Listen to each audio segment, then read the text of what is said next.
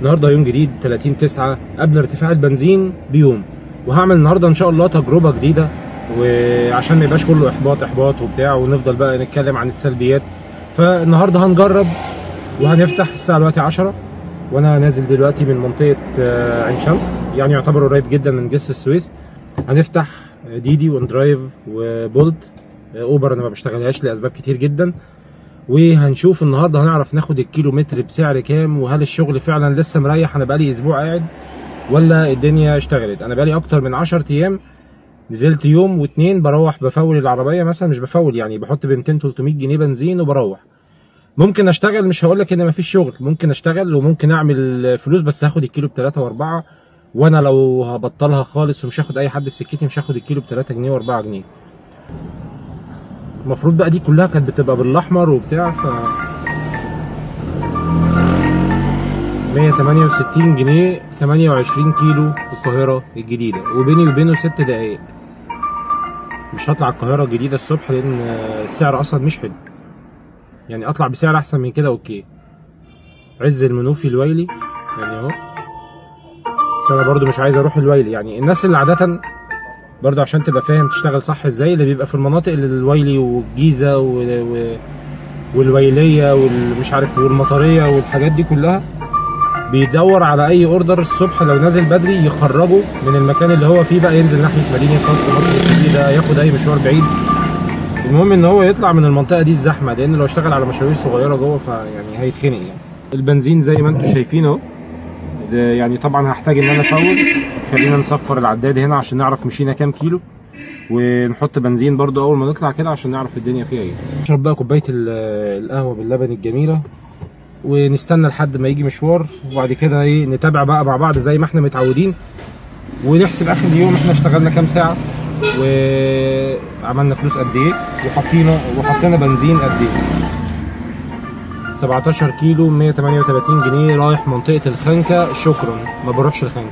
اول مشوار خدته بعد 10 دقايق، مش عشان ما كانش فيه مشاوير، هو كان بيرن ورا بعض اصلا، بس انا كنت عايز استفتح بمشوار طويل. بس طالما البرامج بقى يعني ما فيهاش مشاوير طويله الصبح، وده اللي كنت متعود عليه، يعني قبل الموسم بتاع الدراسه كنت باخد دايما مشاوير طويله يعني استفتح بيها، بحب ابدا كده دايما. بس عشان نستفتح بقى وما نقعدش وقت اطول والواحد يتخنق، فاخدت مشوار عامل 3 كيلو 2 كيلو 700 بالظبط، وسعره 62 جنيه. المشوار بيني وبين العميل كيلو ربع بالظبط، يعني كيلو 250 متر عشان اكون دقيق يعني. فهنوديه منطقة ابن الحكم في الزيتون، نطلع شوية نقرب ناحية كوبري التجنيد، وربنا يسهل بقى ونكمل اليوم على كده وتوكلنا على الله. اصل المشوار الاول ما كملش 5 دقايق الحمد لله، طبعا استباحة برضه عشان ايه ما نفضلش قاعدين كتير. ودلوقتي بقى خلينا نشوف العروض اللي موجودة على ديدي واحنا شغالين برضو عشان نبقى عارفين الاسعار عامله ايه. يعني كده يعتبر المشوار الاولاني الكيلو يعتبر عامل حاجه و20 28 جنيه.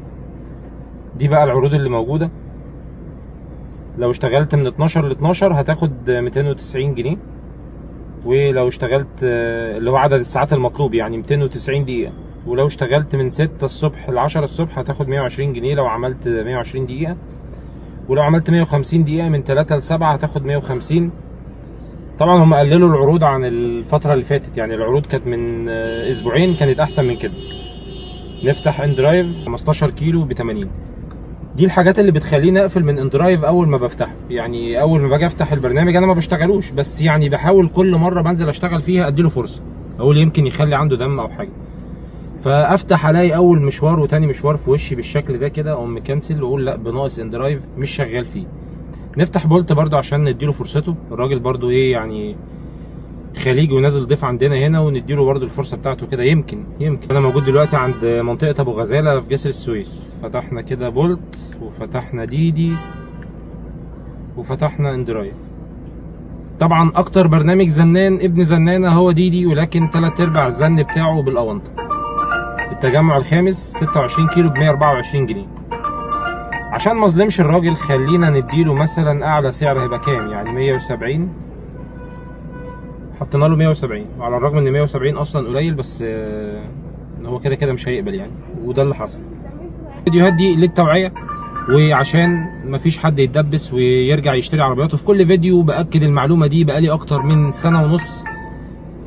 الشركات بدأت ان هي تنهار، والاسعار بدأت ان هي تنهار، والاسعار اللي انت بتشوفها في الفيديو بتاعت دلوقتي كنا بناخدها من 6 شهور ومن سنة وكانت اعلى من كده بكتير. وفي 2015 لما نزلت اوبر كانت الاسعار احسن من كده وكانت الناس بتنزل، وكان فعلا اللي بيشتغل على نفسه سنة وبيجيب حد ينزل معاه العربية كان بيقدر ان هو يجيب عربية تانية، وكانت الدنيا ماشية حلو لحد 2017. بعد كده بقى الدنيا بدأت لما اتعرفت بدأت ان هي تنيل ب60 نيلة، وبدأوا ان هم يقللوا الاسعار لحساب العملاء. عشان ما اطولش عليكم نستنى المشوار اللي بعده ونشوف. وادي زي ما بقول لكم زن على الفاضي. حارة اليهود، حارة اليهود ب75. وادي بولت اهو 8 كيلو ب61. بولت يا جماعه ما كانش كده في الاول، بس عمل موضوع ان انت تتفاوض مع العميل وتعادى منهم، بس هو اصلا ده رايح غمره 9 كيلو كمان ب61. فيوم ما هتزود عليه كام؟ 20 جنيه. فتخيل انا من كام شهر كده كنت بطلع من جسر السويس لغمره كان المشوار يعمل 80 90 جنيه، اللي هم ال 8 كيلو وال 9 كيلو، يعني الكيلو يخش له في 10 جنيه. دي ابن الزنان. تاني مشوار عامل 41 جنيه 4 كيلو، كان بيني وبين العميل 800 متر. اي مشوار بقى اعمله على دي يتخصم منه 8%، اللي هي نسبة الشركة، عشان انا شاري العرض اللي هو ايه 8%، عامل بالظبط 45 جنيه. فنحاول ناخد النهارده التجربة بتاعت النهارده، ان احنا عشان نعمل تجربة ايجابية هنحاول ناخد المشاوير باعلى سعر، والمسافة اللي تكون بيننا وبين العميل على قد ما اقدر تكون قريبة، ونصرف مصاريف قليله، ونشوف هنشيل بنزين كام وصيانه كام، واخر اليوم بقى نحسبها مع بعض كده ونشوف الموضوع ده كمشروع ينفع ولا ما ينفعش. ودي تبقى دراسه جدوى برضو بنعملها مع بعض كده لايف. حط دلوقتي بنزين ب 600 جنيه. انا كنت طالع والعربيه فاضيه تقريبا، يعني ما فيهاش اي حاجه، معلمه على الشرطه الحمراء دي، يعني كانت فوق حاجه بسيطه يعني. فهنحط دلوقتي ب 600 جنيه بنزين. اخر اليوم هنشوف هيبقى فاضل معانا برضو بنزين قد ايه. دي برضو من ضمن الحاجات المهمه، هي والكيلومتر، ان انت تحسب الكيلومتر بتاعك مشيت كيلومتر قد ايه، ده مهم جدا. كده دلوقتي عملت المشوار التاني وحطيت بنزين، والبنزين اهو مؤشر فوق قبل الشرطه الاخيره، حاطط ب 600 جنيه بنزين. المشاوير بقى اللي بتيجي ده مشوار المفروض 5 كيلو، تاني مره يجي له اديله 51 جنيه وما بيرضاش ياخده، يعني شوف 76 جنيه ورايح قصر النيل من روكسي، يعني من بالظبط من عند سينما روكسي لقصر النيل في تلت ساعة ب 76 جنيه. ولو هتروح هناك عادة يعني مفيش شغل هناك في وسط البلد تحديدا في الوقت اللي هو من الساعة 11 لحد الساعة 1 و 2 قبل خروج الموظفين، تبقى الدنيا هناك مريحة، يعني ما يغركش بقى وسط البلد والكلام ده.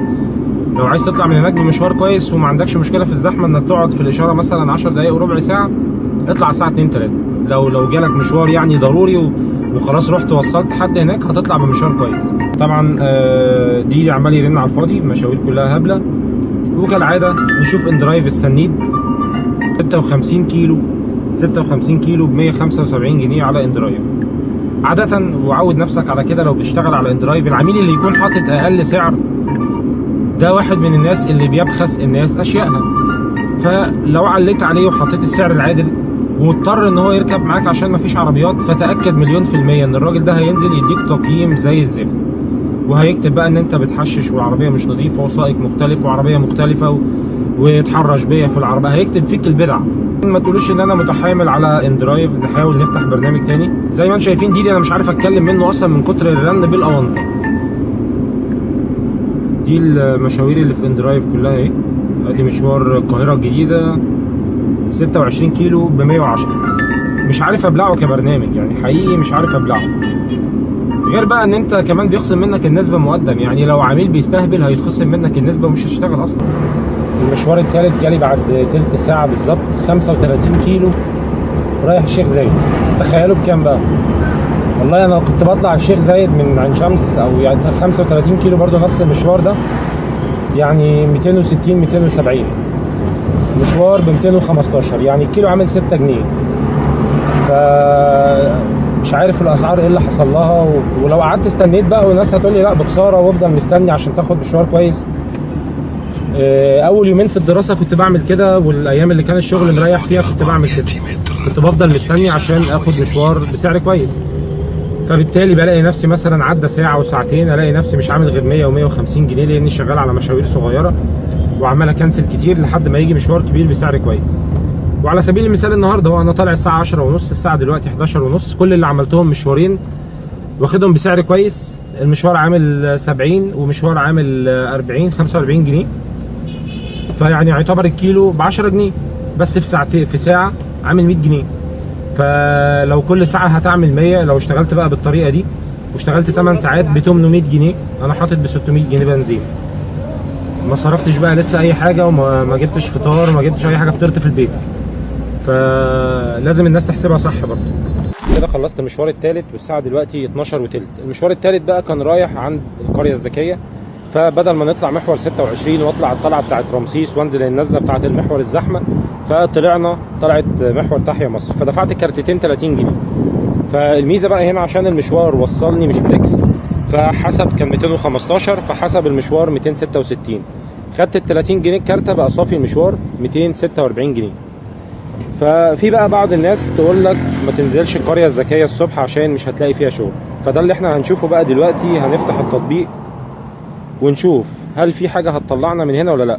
وللعلم ال 35 كيلو هم ما زادتش لما خدت المحور تحيا مصر، فيعتبر كده الكيلو واقف بحوالي 7 جنيه الا ربع. فدلوقتي انا فتحت ديدي ما فيهوش اي حاجه، هفتح ان درايف بقى دلوقتي، بس خلينا ايه نركب ان درايف. برضو في حاجات والله خفيفه، خلينا نقعد بس جوه الاول ونشوفها. يعني في مشوار اهو في ان درايف. ده السنيد بقى زي ما بقول لكم كده، ده 2 كيلو ب 36 جنيه، هنديله 40 جنيه. اللي زودته عليه 4 جنيه. اول واحد اهو ما قبلش 36. في مشوار تاني ده كيلو ونص ب 30 جنيه، هندوس كده اوكي، مش هنزود عليه حاجه. ده كيلو ونص ب 30 معقول، مش معقول حلو طبعا. يعني العميل ده كده قبل. ف المفروض بقى دلوقتي المشاوير اللي انا هاخدها تبقى كلها مشاوير يعني يا صغيره يا وسط بالكتير قوي، عشان ايه كلها نص ساعه والظهر هيأذن، فنلحق صلاه الظهر ان شاء الله في وقتها. واهم حاجه طبعا ان انت تعمل حسابك في الشغل، لان انت يعني مش كل حاجه شغل، الصلاه اهم من الشغل. فتعمل حسابك في المشاوير كده ان اخر مشوار تاخده يكون على ميعاد الصلاه او يكون قبل الصلاه بحاجه بسيطه. زي ما قلت لكم انا بيني وبين العميل كيلو ونص، 970 متر، والمشوار اصلا كله كيلو ونص.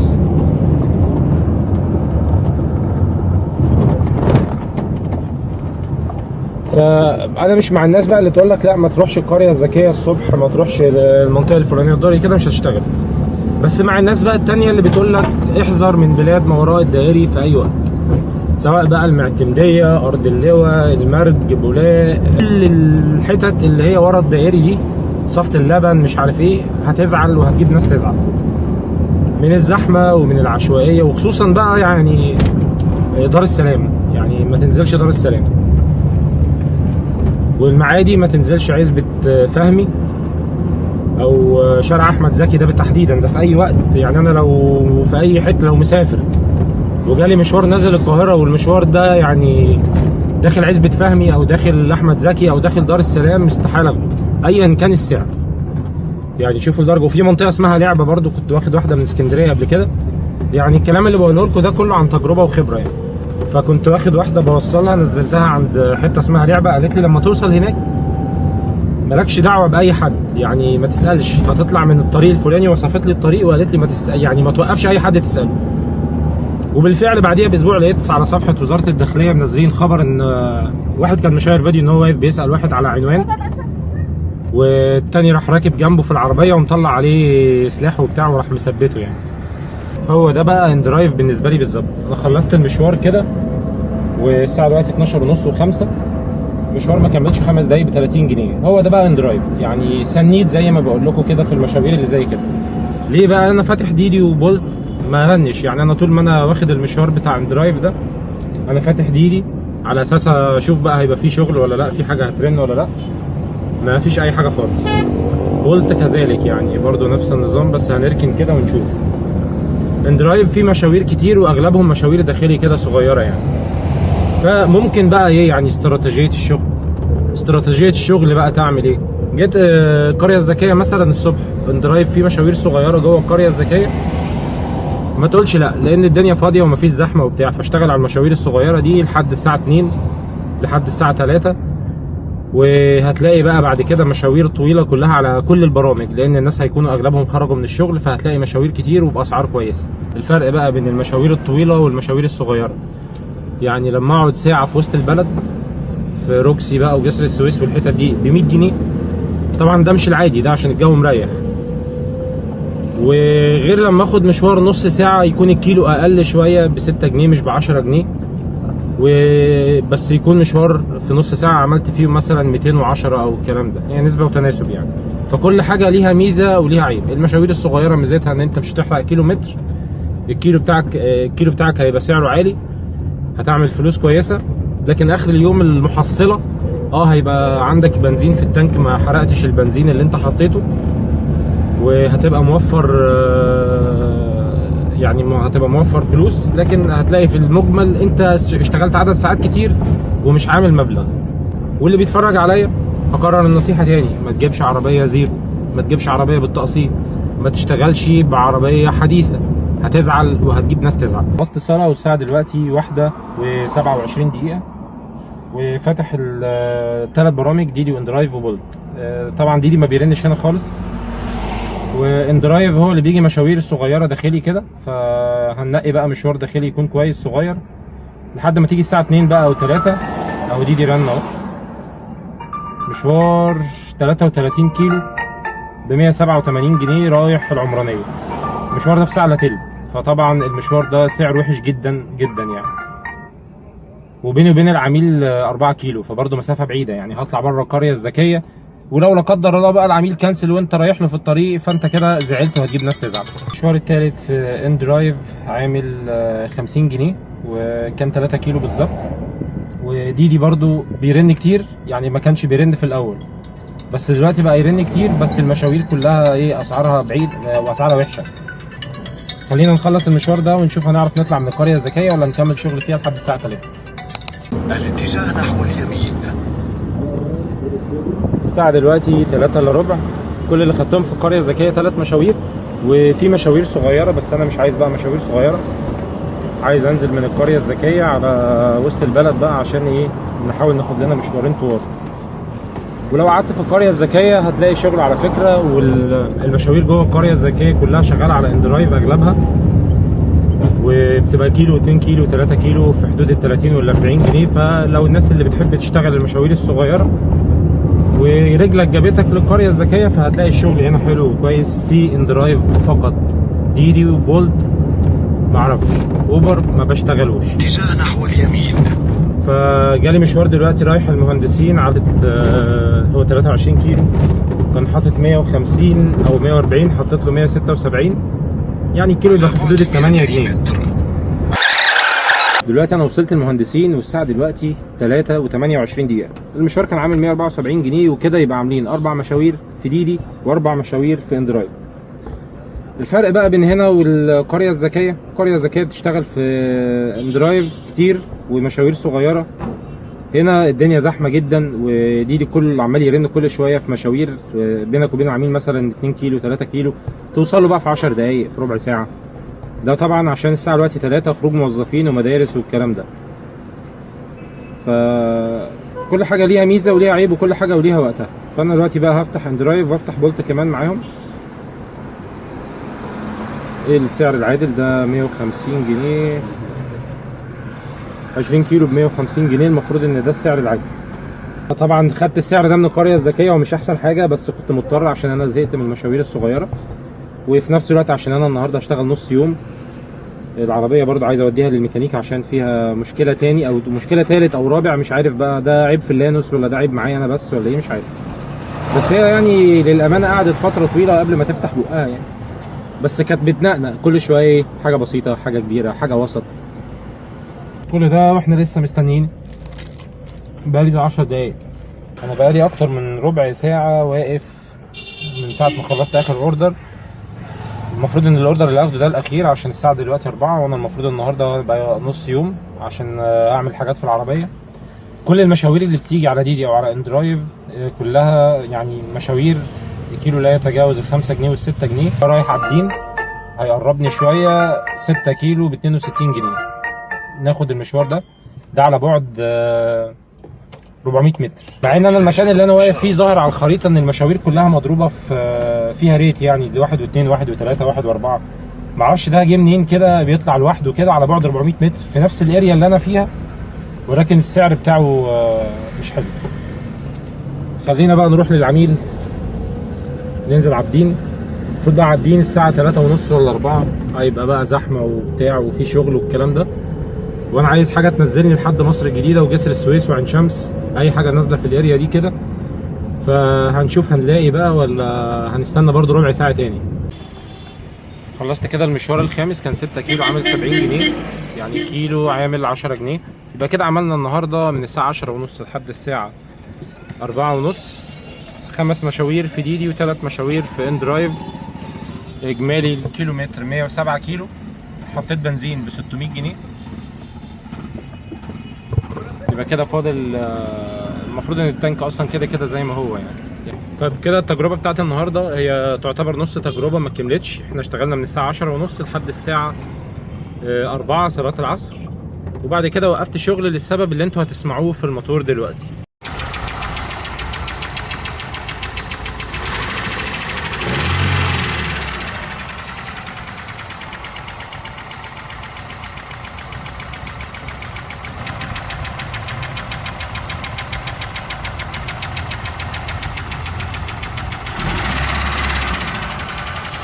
اللي هو ده من ضمن العيوب اللي بتطلع في اي عربيه، مش هقول بقى في اللانوس بس، او ممكن يكون انا حظي ورا بعض ان انا بقالي فتره عمال اصرف على العربيه كتير وبتاع، فممكن دي تكون من ضمن العيوب بتاعه الشغل. لما تاخد وقت طويل قوي في الشغل، تشتغل بالعربيه اكتر من 10 ساعات وتديها لحد تاني يشتغل عليها، فبالتالي العربيه هتستهلك، ومهما تصرف عليها بقى عمرها ما هترجع زي الاول، وهتصرف عليها كتير، فاللي هتكسبه هتصرفه. فاللي خلاني اوقف التجربه بتاعت النهارده ان في صوت في الكامه وصوت تكهات، الصوت ده عالي جدا. فطبعا من كام يوم كان موضوع لمبه الزيت والترومبه ضعيفه وبتاع، فقال لك مش مشكله طالما اللمبه بتنور وانت واقف، ولما بتدوس بنزين بتطفي، يبقى كده هي الترومبه ضعيفه بس مش هتعمل مشكله، يعني خليها لما تقف خالص. فانا مش عارف برضو الكلام ده صح ولا غلط.